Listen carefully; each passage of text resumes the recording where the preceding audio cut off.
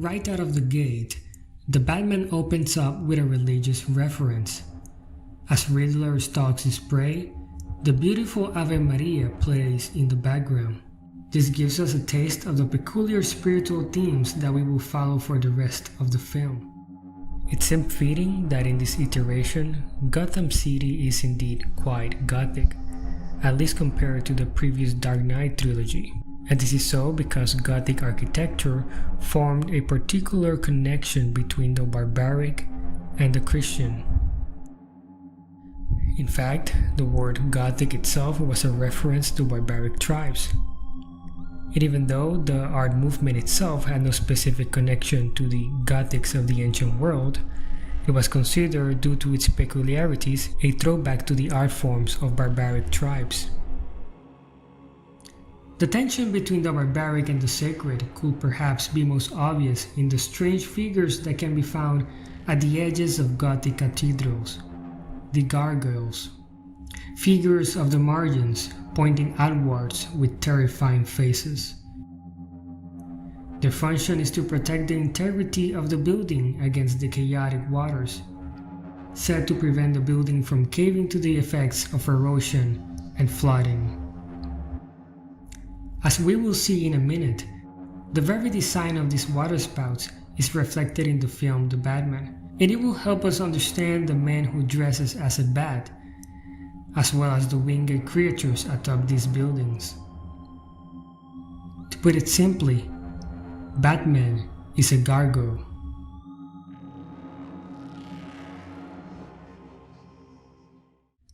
In the beginning of the movie, Bruce Wayne himself tells us that the city is filled with chaos. Hence the need for a waterspout, a gargoyle, a Batman, a creature that could stand in the same shadows where the criminals stand, a fearsome monster that could hunt other fearsome monsters. Perhaps this is the reason why Batman's introduction in the film occurs on a Halloween night. There are criminals in the city. They are dressed as freaks, monsters, and other terrifying figures. And Batman, in this regard, is no different. It is also not coincidental that in this film, it is almost always raining, and raining heavily at that. This is an outward representation of the spiritual dynamics at play. And this chaos could ultimately result in one thing: a great flood. Which is actually what the Riddler, who is the villain in the story, has in mind for the city. See, Gotham is not only under constant rain, but it is also surrounded by water.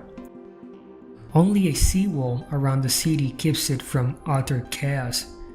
In this way, we could perceive that Gotham is meant to function as a sort of ark. But we know that if enough water finds its way into the ark, it will plunge it, it will render it useless. Now let's take a look at this 12th century representation of the legendary Ark of Noah. Notice the creature at the stem. This is an equivalent of the gargoyle, representing a fearsome battle at the margin of the ship, a fearsome creature rejecting the fearsome waters. It signifies the capacity to fight off the chaos of the sea. And this is what Batman represents in Gotham. The hell are you supposed to be?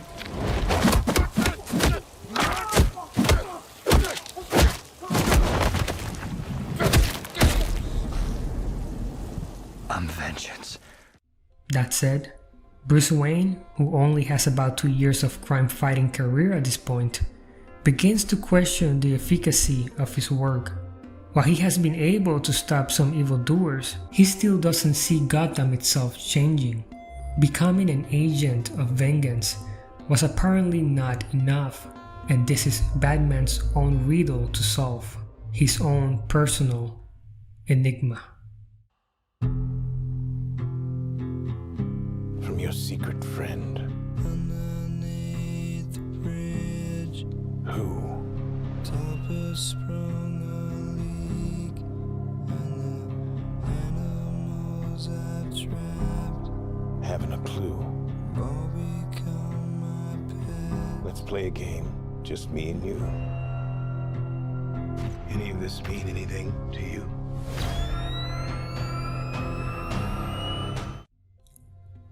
Batman's rival in this movie is the King of Riddles, a man who has given up on Gotham, on its people, and on Christianity. Thus, his cynical usage of the Ave Maria piece.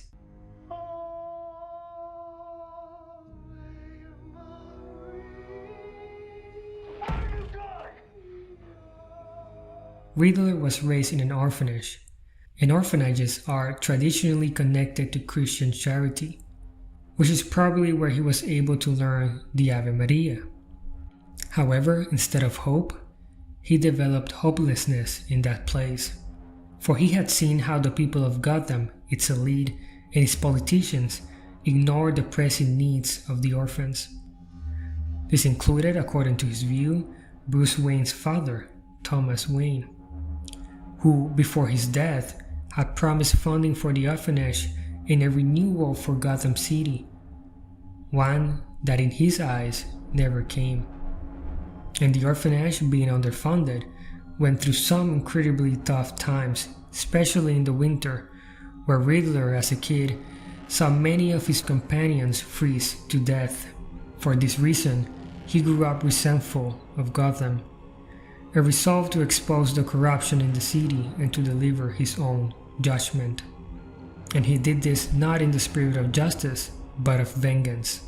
Thus, in his warped mind, he came to believe Batman to be his best ally in this fight against the city.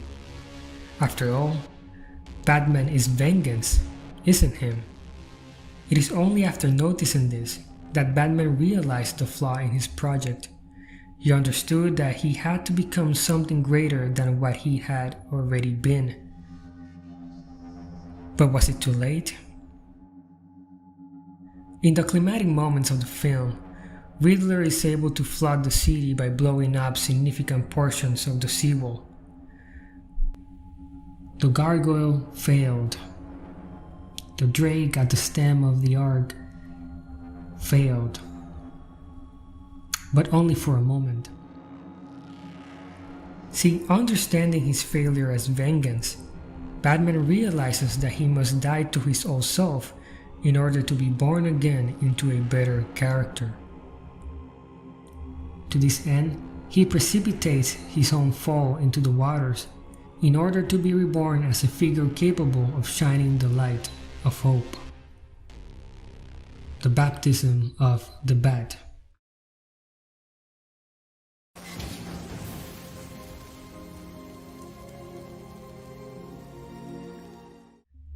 That the waters of this flood provided Bruce with the opportunity for a type of baptism should not be surprising.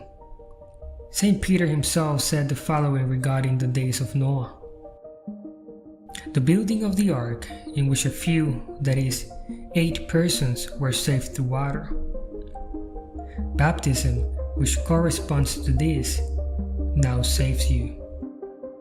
Thus linking symbolically the flood with baptism. During the final scene, the religious pattern of the film is further revealed. See, during the course of the film, Bruce finds himself involved with Selina Kyle, aka Catwoman.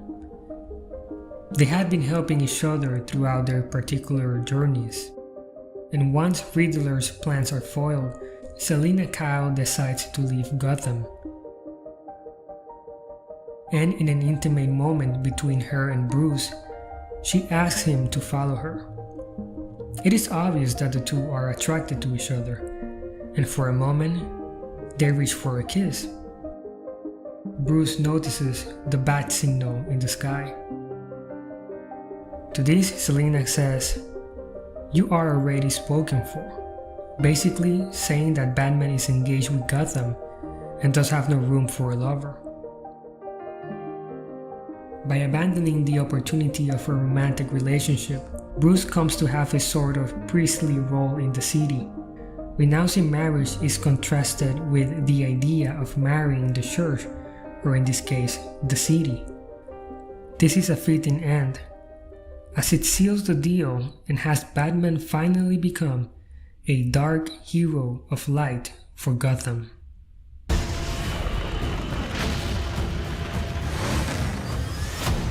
Whoa! This guy's crazy!